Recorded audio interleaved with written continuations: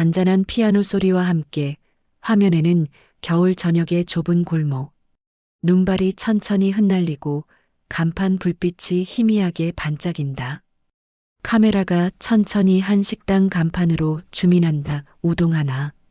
인생의 가장 깊은 후회는 성공을 놓친 순간이 아니라 사람을 잃은 순간에 찾아온다. 사장 정민 40대 후반 은 어깨를 잔뜩 웅크리고 골목을 걸었다. 짙은 코트 깃을 세운 채 무겁게 내쉬는 한숨이 하얗게 번졌다. 그의 손에는 낡은 서류 가방 하나, 그리고 새겨진 피로의 흔적들.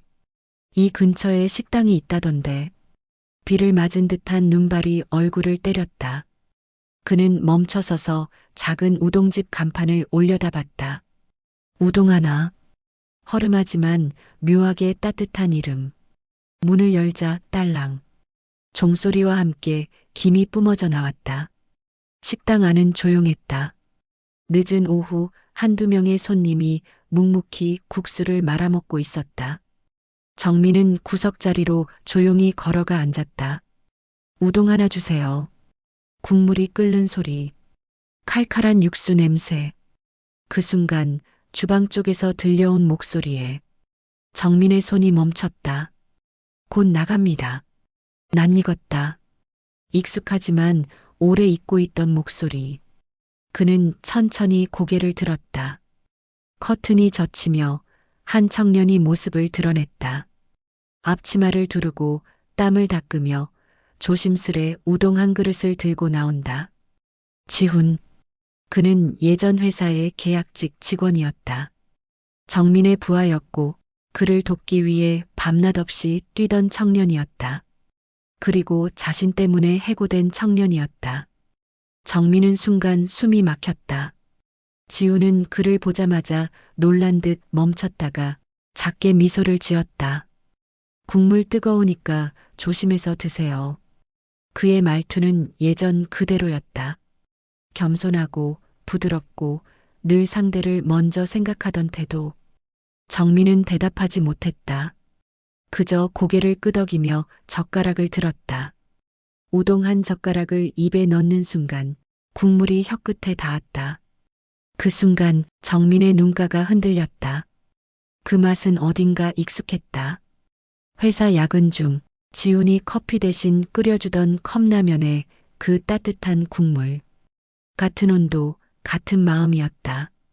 따뜻함이란 건 온도가 아니라 마음의 기억이다.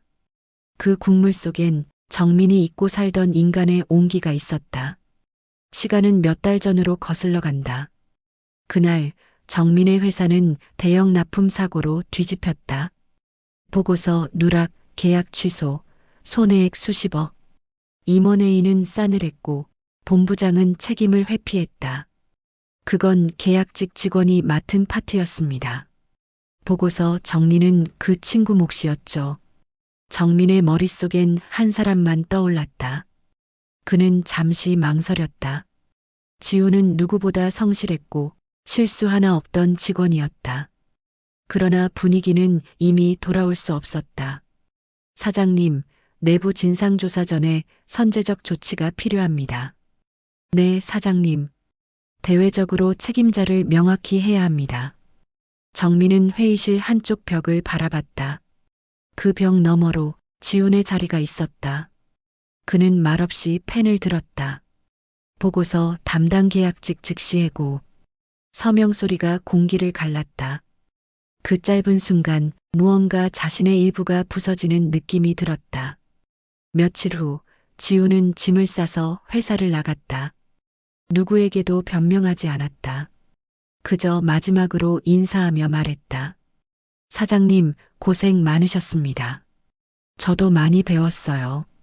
정민은 그 인사에 아무 대답도 하지 못했다. 그날 밤 사무실에 혼자 남은 그는 빈 책상을 바라보며 한참을 서 있었다. 너는 내 대신 잘려나간 거였지. 그는 그걸 알고 있었다. 사실 모든 잘못은 자신에게 있었다. 하지만 회사의 시스템과 보고라인 안에서 그는 침묵을 택했다. 그게 관리자의 역할이라 믿었기 때문이다. 그 후 몇 달 정민의 삶은 버텼지만 마음은 서서히 무너졌다. 성과는 올랐지만 사람들은 떠났다. 승진은 했지만 웃음은 사라졌다. 그런 그가 지금 눈 덮인 골목의 작은 우동집에서 지훈을 다시 만난 것이다. 지훈은 조용히 주방으로 돌아갔다. 그 뒷모습을 바라보며 정민은 젓가락을 내려놓았다. 손끝이 떨렸다. 어떻게 내가 여기서 그때 그렇게 보내놓고도 난 아무 일 없다는 듯 살았는데. 그의 입술이 떨렸다. 무겁게 삼킨 국물 한 모금이 가슴 깊은 곳을 쿡 찔렀다. 때로는 한 그릇의 우동이 사람의 죄책감을 다 녹여버린다. 하지만 그 따뜻함이 죄보다 더 따갑게 다가올 때가 있다. 지훈아 미안하다. 식당 안. 바깥엔 눈이 더 세차게 내리고 있다. 손님들은 하나둘 자리를 비운다. 남은 건 정민과 지훈. 작은 조명 아래에서 김이 피어오르는 우동 그릇이 고요히 놓여 있다. 사장님, 국물 리필해 드릴까요? 정민은 고개를 들었다. 그의 눈동자엔 놀람, 미안함, 죄책감이 뒤섞여 있었다. 그래, 부탁할게. 지훈은 아무렇지 않은 듯 작은 주전자를 들고 다가와 국물을 부었다. 뜨거운 김이 올라오며 두 사람의 얼굴을 희미하게 감쌌다. 여기서 일한 지는 얼마나 됐나? 6개월 정도요. 원래는 다른 데 알아봤는데 손님이 많지 않아서 편하더라고요. 편해? 여기가? 그 한마디가 정민의 가슴을 세게 때렸다. 마음이 편하다. 그가 잃어버린 단어였다. 그때 회사 일 말이다. 지훈은 잠시 멈췄다가 작게 웃었다. 괜찮습니다. 이미 지난 일이니까요.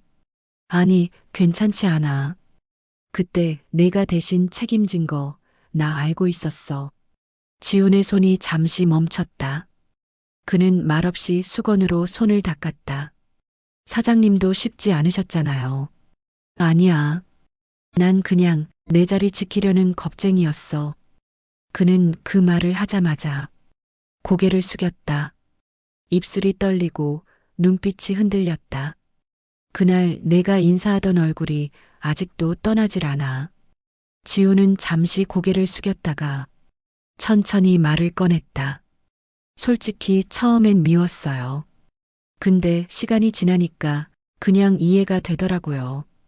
그때의 저도, 그때의 사장님도 제가 그랬으니까요. 저도 그때 누군가한테 미안한 게 있었거든요. 근데 미안함이란 게 결국 누군가를 용서할 때 조금씩 사라지더라고요. 정민은 젓가락을 쥔 손을 꼭 쥐었다. 그의 시선이 흔들렸다. 눈물이 맺혔다. 이 우동, 내가 끓인 거지? 네. 제가 직접요. 그 맛이 이상하게 아프다. 그는 한 젓가락을 들었다. 국물이 흘러내리며 김이 피어오른다. 그 한 젓가락을 입에 넣는 순간 정민은 손을 떨었다. 이게 미안함의 맛인가? 눈물이 떨어졌다. 국물 위로 뜨거운 물방울이 번져갔다. 사장님, 미안하다, 지훈아. 진짜 미안하다. 그는 그 말을 뱉는 순간 숨을 삼키며 울음을 터뜨렸다. 두 손으로 얼굴을 감싸고 소리 없이 어깨를 들썩였다. 후회란 건 그때는 몰랐던 마음의 무게를 시간이 지나서야 깨닫는 일이다. 지훈은 잠시 멈춰서서 그의 앞에 종이컵 하나를 내려놓았다. 뜨거운 물이에요. 국물보다 조금 더 따뜻할 거예요. 정민은 눈가를 닫고 그 컵을 들었다. 입김이 하얗게 퍼졌다. 넌 참 이상하다. 이렇게 대하면 더 미안해진다. 그럼 다행이네요. 미안함은 그래도 누군가를 아직 생각하고 있다는 뜻이잖아요. 정민은 그 말을 들으며 천천히 고개를 떨궜다. 그의 눈에서는 눈물이 멈추지 않았다. 그때 내가 널 지켜줬어야 했는데. 사장님, 누군가를 지키는 방법이 꼭 그 순간에 나서는 것만은 아니에요. 이렇게 찾아오신 게 그게 진짜 지키는 거 아닐까요? 그 말에 정민은 더 이상 울음을 참지 못했다. 그의 어깨가 크게 들썩이고 입술에서 흐느낌이 새어나왔다. 사람의 눈물엔 두 가지가 있다. 후회의 눈물, 그리고 용서의 눈물. 그날 정민은 두 눈물을 한꺼번에 흘렸다. 잠시 후 식당 안엔 조용한 온기만 남았다. 창밖엔 눈이 멈췄다. 정민은 천천히 고개를 들었다. 눈물에 젖은 얼굴에 작은 미소가 피어났다. 지훈아, 네, 고맙다. 어떤 미안함은 용서로밖에 씻을 수 없고 어떤 만남은 눈물로 끝나야 비로소 진심이 된다. 밤이 깊었다. 식당의 불빛만이 조용히 골목을 밝히고 있었다. 지우는 마지막 손님인 정민이 떠날 채비를 하는 걸 바라본다.